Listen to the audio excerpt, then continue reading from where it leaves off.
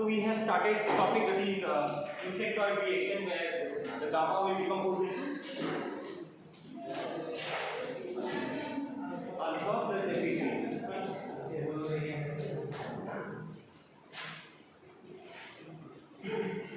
Also I can write gamma can decompose into alpha plus efficiency. Again I can write gamma can decompose into directly alpha dash.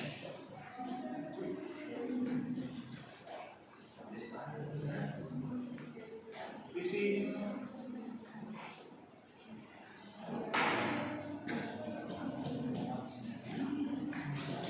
parallel. This one is very nice. And this one is part of it.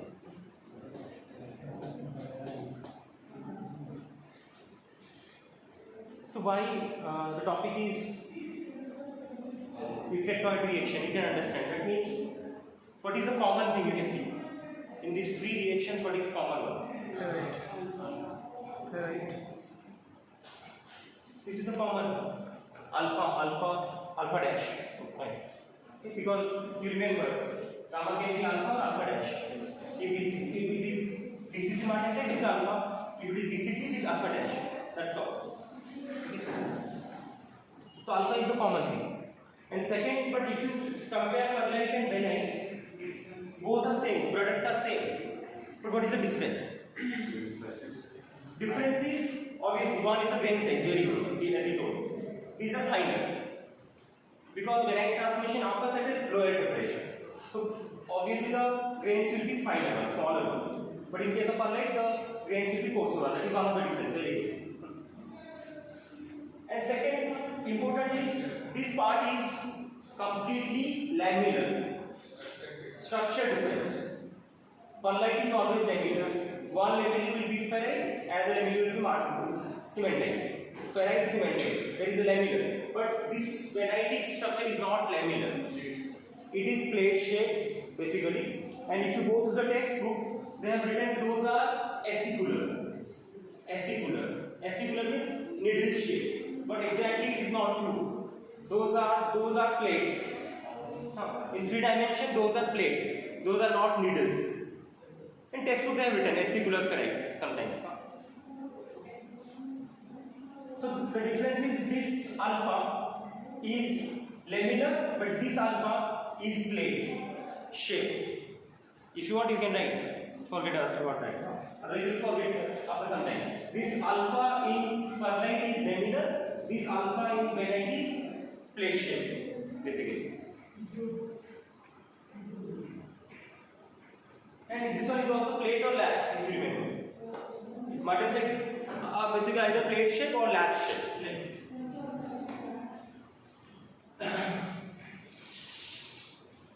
Okay, fine. If you remember from the previous lecture, I was talking about effect of alloying elements, right? How effect alloying elements will shift the nose of the TTT diagram towards right. Right? I started with ferrite stabilizer and austenite stabilizer. Right? So the point is what? There are two important things. One is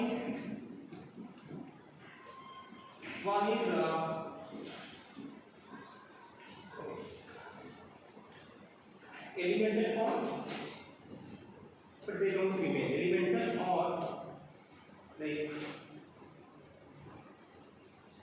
or carbide form, for example. Carbide form,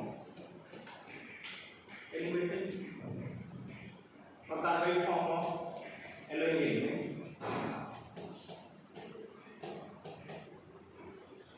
And another one is soluble form.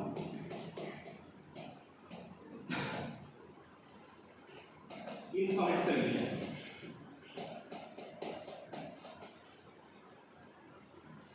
See, whether you are adding, suppose you are adding chromium, for example.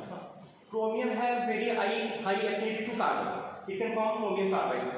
You can add titanium, it will form titanium carbides. Vanadium form vanadium carbides. Niobium also form carbides. So when you are adding alloying elements, right, they form carbides, for example. or they can remain in simple niobium, vanadium, titanium, for example. But this is one part. Another part is you are taking the steel to the high temperature and you are forming austenite phase, and your element is getting soluble in that. You understand the point? Soluble, it will form solid solution, single phase, right? It is okay up to this. So if this is the situation, then pearlite nucleation will be easy. Then pearlite transformation will be easy. And if you remember, if pearlite transformation will be easy, martensite transformation will be defeated or suppressed. There will be no formation of martensite. Only pearlite will form. Okay? Just suppose it. If this is the situation, your all alloying elements are in soluble form in austenite phase, for example. Then what happens? Then your martensite transformation will start, pearlite transformation will suppress. What may be the reason? Because this is a soluble form, but this is insoluble form, that means. Okay, this is insoluble form. Precipitate forms were at the grain boundaries. So that will act as a nucleation site for the pearlite. Okay. And pearlite transformation happen by diffusion mechanism. But martensite transformation will not happen by diffusion. So that means if you want martensite transformation, you have to suppress the diffusion and nucleation of pearlite. Okay, two things you can write. This is an important line. If you want martensite transformation, then you have to prevent the nucleation of pearlite. If you want martensite transformation, then you have to prevent the nucleation of pearlite. And second one, you have to prevent the diffusion of atoms.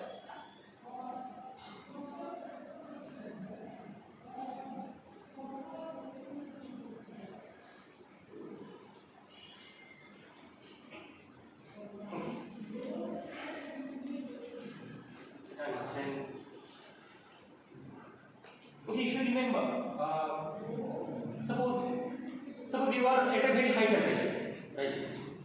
Very high temperature. So what will happen? You have a single phase austenite, right? But okay, imagine the situation. You are at this temperature, for example. You are at this temperature. This temperature is having only gamma, right? Now you are cooling the steel and you are holding at this point, for example. Which kind of structure will come out from gamma? Pearlite, obviously. Pearlite. Why this is happening? Because temperature is high. Temperature is high means the gap is very small. The driving force is very less. No, driving force is very less. The gap is very less. No? Why driving force is very less? Because undercooling is less. Driving force depends upon undercooling. Lower is the undercooling, higher is the driving force, right? So this gap is very small. So you have lower driving force, right? You have lower undercooling, so lower driving force, right? And you can see this line. This line is becoming parallel to this line. This line is becoming parallel. What it means? It means incubation period is infinite completely. You have to wait for long interval of time. But if you go down, you can see this is becoming less parallel and becoming completely perpendicular in this condition. Okay? Fine. Okay, fine. So this is suppose you are holding your steel at this temperature now, from this one to this temperature. So what will form? When it will form? You are holding the steel at this temperature. What will form? Lower vanite. So this will form upper, this will form lower vanite. So now I will talk about this vanadic transformation. So this will form upper vanite, this will form lower vanite. LB, huh? UVA. Okay, fine. This is very interesting. So you might get a question from this part, huh? Write a short note on vanadic transformation, for example. So you are at this temperature, now you are taking your steel to this temperature or this temperature. So what happens? You can see the gap is very high now. Gap is very high, but temperature is very low. So if temperature is very low, what happens? diffusion of iron will get suppressed completely. Iron atoms or alloy elements cannot diffuse because temperature is very low, right? But carbon atom is small atoms, it can diffuse at that temperature, fine. But still, carbon atom diffusion also becomes slower. Again, I am repeating. Listen carefully. You are at this temperature or this temperature. At this two temperature, it is very below AE1, right? So at this temperature, carbon atom can diffuse, but it is slow, sluggish, right? But iron atom cannot move or cannot diffuse. Alloy element cannot diffuse, right? So what exactly happens? Austenite will only become ferrite first. What is the situation? Austenite becomes alpha. But which kind of alpha this is? Saturated, supersaturated alpha. You understood? Because carbon atom is still there, iron atom is still there, and alloy element is still there. All the alloy elements and iron carbon is in gamma phase, that will remain in alpha also. Because diffusion is not possible at this temperature now.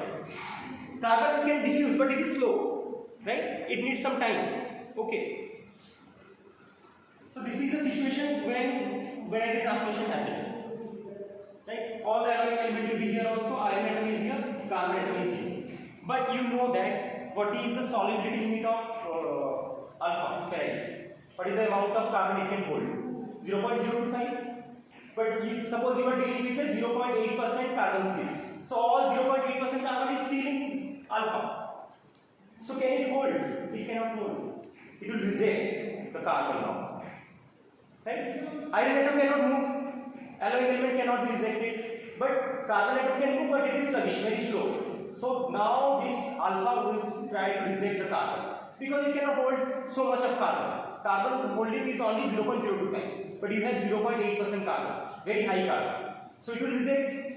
Where it will reject? It will reject to the nearby position, to the austenite phase again, or maybe, right? So what happens basically? This will end up with. You understand what? It will become alpha, the carbon will come out and it will form cementate.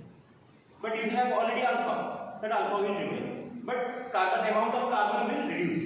But iron is still there and alloy element is still there in that condition. Okay. Then what may happen? We will take drawing for this.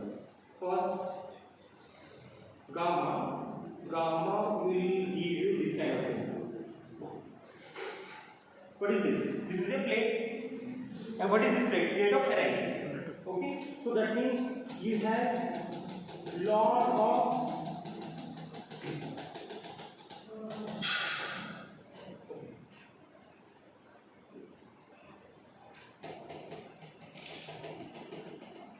carbon. You can imagine. This plate is having lot of carbon. Supersaturated type. Then two things may happen. Okay. So one is the plate will form, this carbon will come out. Where it will come out? It will come out. Okay. Let me draw it.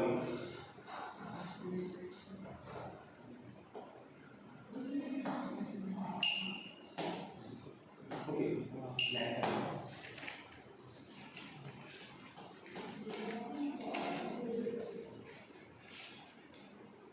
You understand my point? This carbon will diffuse to the interface. This carbon will go to the interface. So these are ferrite plates. So carbon atom is at the end, you can see where it is. So this is becoming your upper benite. You just have a look. Upper benite temperature is higher, lower benite temperature is lower. Upper benite temperature is higher means maximum chance is that all the carbon will come out and come to the interface. This carbon will come out to the interface, right? But if I am talking about very low temperature, lower benite, that means all carbon cannot escape to the interface. Some carbon will remain inside and some carbon will at the interface. So how is the diagram? Can you draw it? This is very simple. Again you have ferrite plates.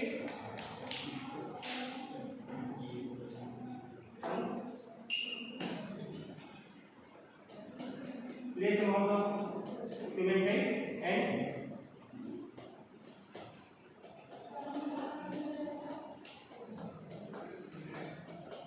You understood now?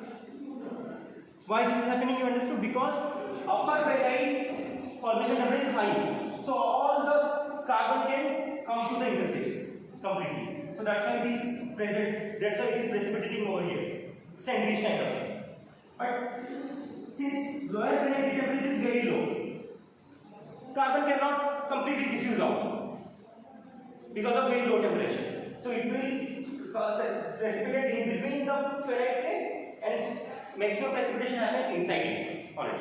So these are also Fe3C and this is also Fe3C. Very interesting mechanism, right? Sir, time is तो carbon निकलते नहीं. No. They already precipitated. Fine. You have given sufficient time. They already precipitated over there, so they cannot come out. If they are free, they can come out. Precipitation means they are forming Fe3C now. If they are free, then they can diffuse.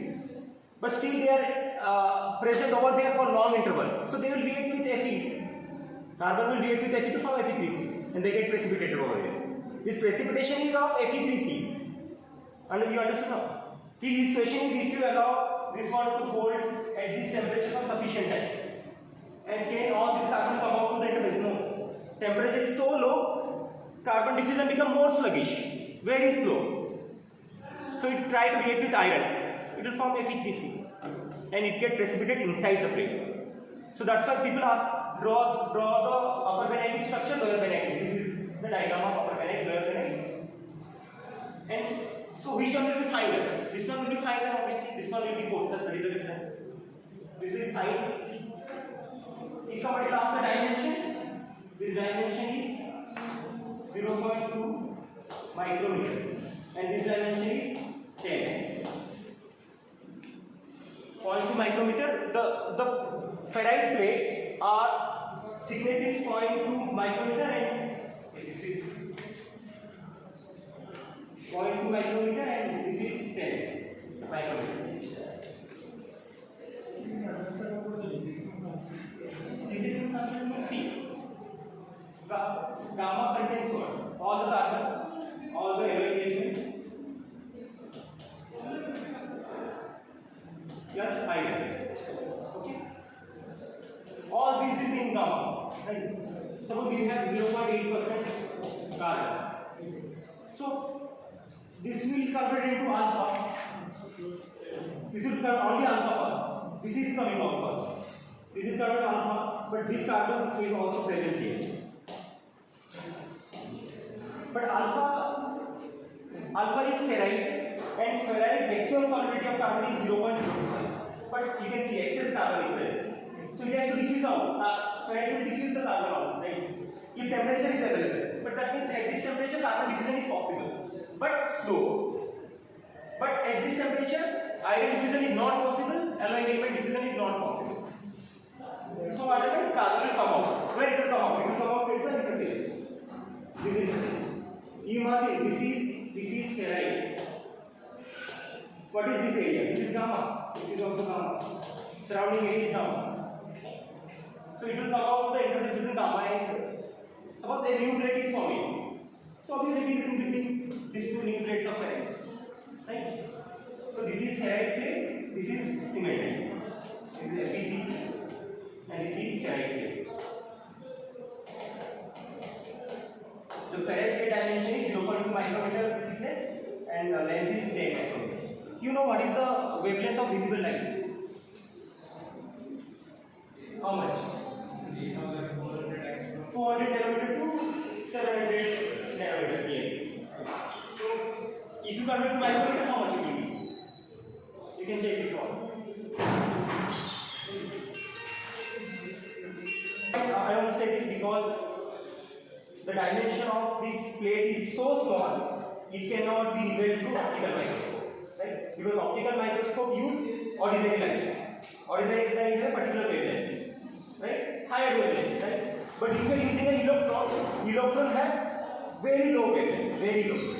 So if you want to see very tiny objects, then you have to use electron microscope. So this can be revealed by using electron microscope easily. Basically, transmission electron microscope, right? So transmission electron microscope use wavelength. Electron. Electron have a very low wavelength, so that can be detected by this. You can easily see the plates. But if you are using an optical microscope, you cannot detect this kind of structure. This is a TM image actually. You understood? Because ordinary light wavelength is very high. Resolution power, resolving power, resolution. You know the resolution, right? Lower is the wavelength, higher is the resolution, right? Basically.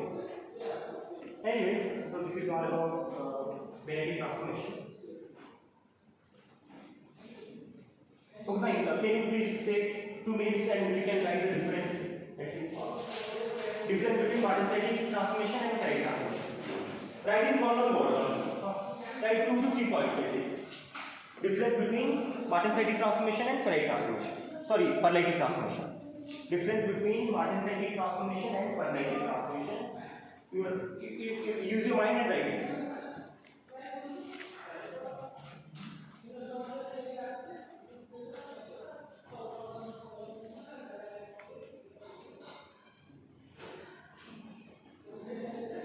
Difference between Martin-Sagi transformation and Perlaitic transformation. Okay, so let me ask a question first. If you check the Perlaitic transformation and Bennetic transformation, in which case which one nucleate first? In Perlaitic transformation, which one nucleate first? Alpha, are you sure alpha? Cementite. What you were saying? It is made up of alpha and Fe3C. I told you which phase first come out. Fe3C first form, then beside Fe3C 2 alpha will come out. You can check your note, class note, if you want. Sir, please repeat. My question was, in Perlaitic transformation, which phase forms first or nucleate first?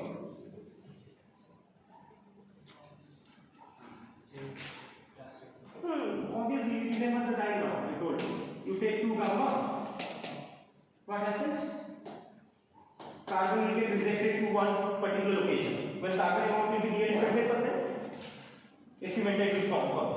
And this area is deficient with carbon, this area is deficient with carbon. So you have a ferrite layer. So this is alpha, this is Fe3. So which one nucleate first? Fe3. But in this condition, Bennetic transformation, which one nucleate first? What is this? From gamma to this one is what? Ferrite. So that is another difference you have to remember. First ferrite nucleates, then Fe3C precipitates. Very interesting, right? That is another difference. And first difference, as he told, size of the grain is different. Bennetes are smaller, finer, but perlites are coarser. Okay, you write it. I am drawing a diagram.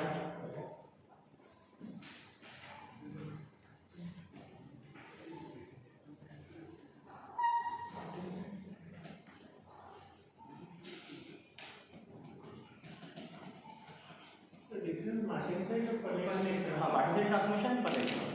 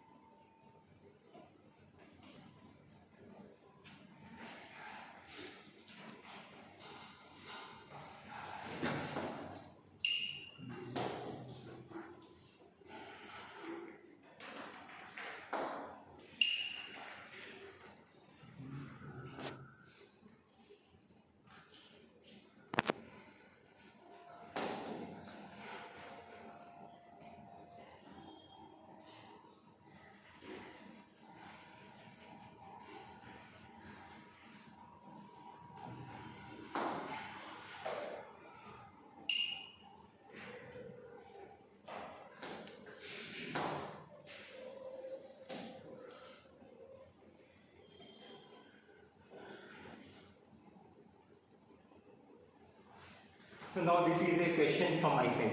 Tell me, what are the products? Suppose you are dealing with a eutectoid steel. You start with 0.8 weight percentage carbon steel, right? And these are what? Cooling curves on TTD diagram. This is the TTD diagram and cooling curves. So for each cooling curves, you have to tell me what is the product. See, parent phase is fixed, oscillate. What are the products? Okay, I will start with which line? From this one, right side. So first, just tell me. Force per line. Okay, fine. Anybody else want to speak something? Is it true? Force per line.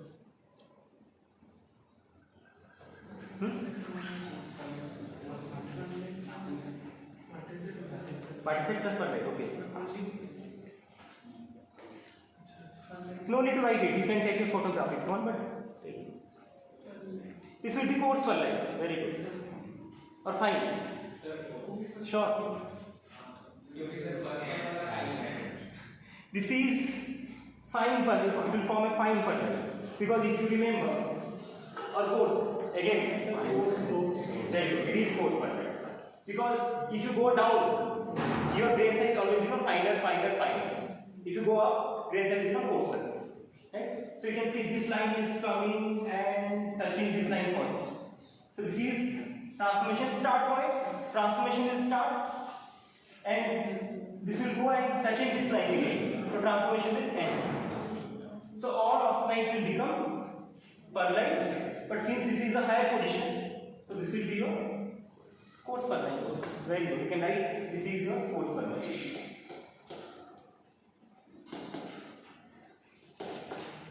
Second line, fine. What about this? Fine. Anything else if you want to speak? Fine. Okay, this is fine per line. How? Because this is coarse per line reason, this is fine per line reason. So this is coming here and touching this line, so gamma become per line. But at this point, all gamma become per line. So this is fine per line. What about this green line? Per line plus martensite. Very good. Why? Because if you remember, this is what? This dot line is the 50% transformation. Very good. So that means this line is coming and touching this line means transformation starts. But gamma become per line. So this area is what is it? Gamma plus per line. No. When it touch this one, so 50% transformation is complete, but 50% gamma is still there. So you are still cooling, and it is reaching MS temperature and M1. So raised gamma become martensite. So you end up with 4. P plus M per line plus martensite. Very good. What about this yellow? Martensite. Why it is martensite? Can you tell me why it is martensite? Yellow line. This yellow line is not touching at all. There will be no transformation. But this yellow line is touching martensite start temperature and finish. So austenite will become martensite and all austenite become martensite because it is crossing the MF temperature. Okay, so this is M. What about this blue line? Okay, yeah. This blue line. Which line? Upper. Check the temperature. Very good. Upper line.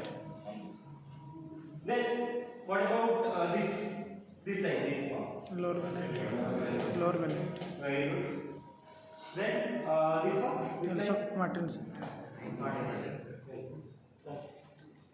This kind of question you can get in exam or maybe in gate examination. Sir वो दो martensite में कुछ फर्क होगा क्या? हाँ, this martensite will be more finer and this martensite will be coarser. Because the cooling rate is very high. High is the cooling rate, finer is the structure basically. It becomes more brittle. But it becomes more brittle. If you compare this martensite and this martensite will be more brittle. It will break easily. और sir अगर हम plane carbon steel ले रहे कोई अलग element नहीं डाल रहे 0.88% कार्बन है ठीक है तो उसके लिए martensite का स्टार्ट टेंपरेचर कितना होगा martensite has to depend upon composition again. हां तो 0.8% 0.8% maybe it is 250 nearly 250 approximately 250 to 40 250 start from 250 and set maybe 100 like that maybe. Sure, I'm not sure, but you can check it out. It is okay, fine.